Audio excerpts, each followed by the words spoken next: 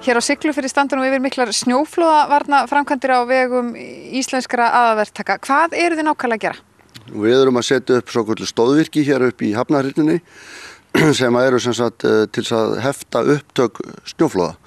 Sem sagt að haldast, þannig að snjórinn haldist kyrr og fari aldrei af stað.